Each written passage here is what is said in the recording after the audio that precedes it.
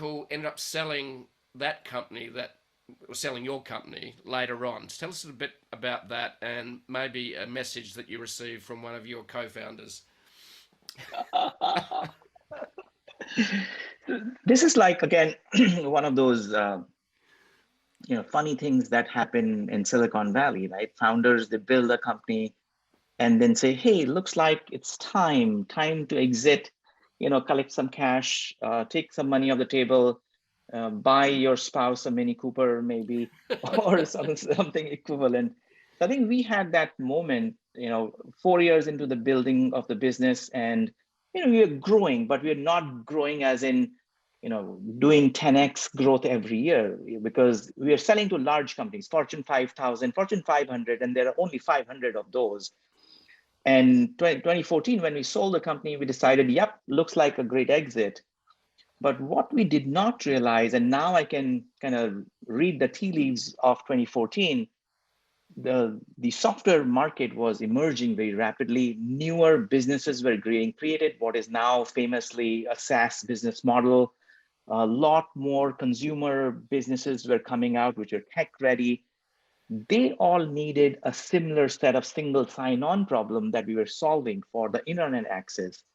What we did not realize that we had the tech, but we did not persist enough to go and look for adjacent markets to grow.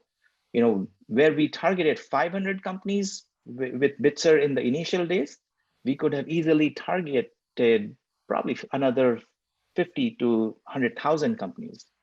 And we could have made probably $50 to $100 million in revenue in 7 or 8 years after that.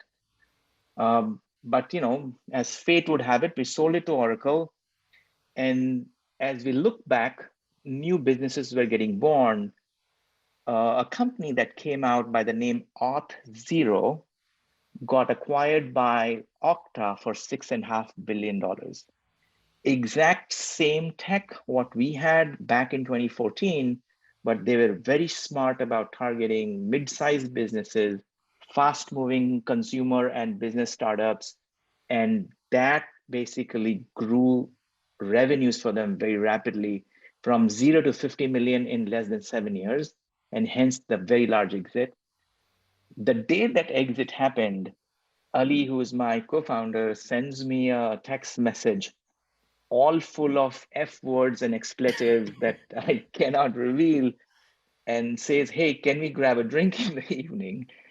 And of course, it was a morning session for us saying, hey, aren't we stupid, or did we do the right thing? And as a reflection, as a moment to kind of stitch that wound that got opened that morning with that announcement.